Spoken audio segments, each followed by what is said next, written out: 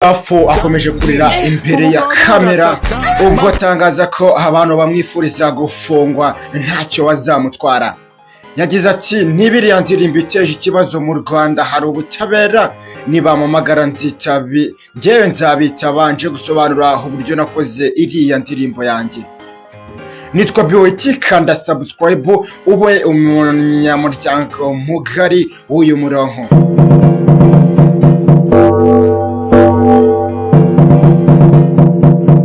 Reka tugaruke ku magambo akomeye ya Gitafu yavuze nyuma y'iriya ndirimbo ye yakunzwe cyane ku mihanda, ariko bamwe bakifuza ko yajyanwa muri gereza.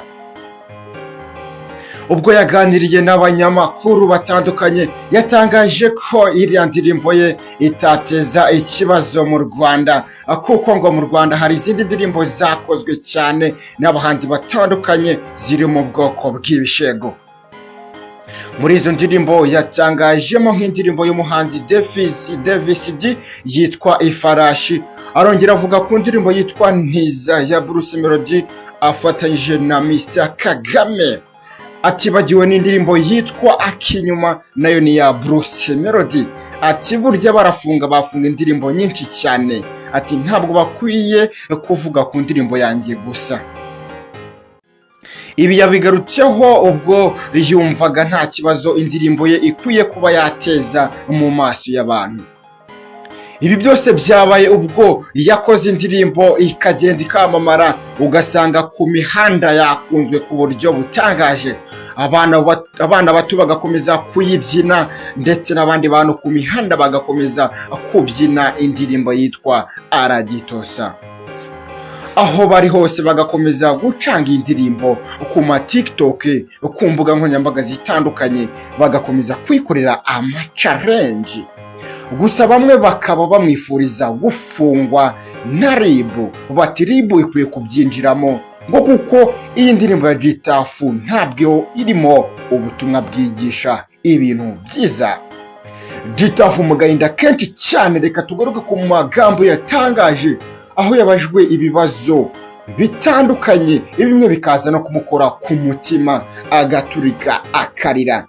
Ubwo yabajijwe niba yarigeze gufungwa, agahita avuga ko yafunzwe ahubwo inshuro itarenze imwe. Yatangaje ko yatembereye muri gereza zitandukanye cyane kandi ko nawe atabyishimiye kuba yarafunzwe. Ikindi yagarutseho nuko yavuze ko ubwo yasohoye iriya ndirimbo we ntabwo kariyeri ye ari y'ubuhanzi, ahubwo ko we yikundira comedy. Yongeye gutangaza ko atari muri kariyeri y'ubuhanzi ahamye neza, anavuga ko ibintu akunda atari ubuhanzi cyane kuko we ari umu content creator. Iyi ndirimbo ye yitwa Aragitosa ku mihanda ikomeje guca ibintu, gusa nanone arahamya neza ko iriya ndirimbo yayikoze mu buryo bwa comedy. Atangira avuga abamwita umurozi bashingiye ko iriya ndirimbo ye ariyo kwangiza aba bana bo ku mihanda, ko baba babiretse kuko we ntabwo yaragambiriye kwangiza abantu. Wowe muri karitsiye yawe indirimbo iri kubica bigacika niyihe?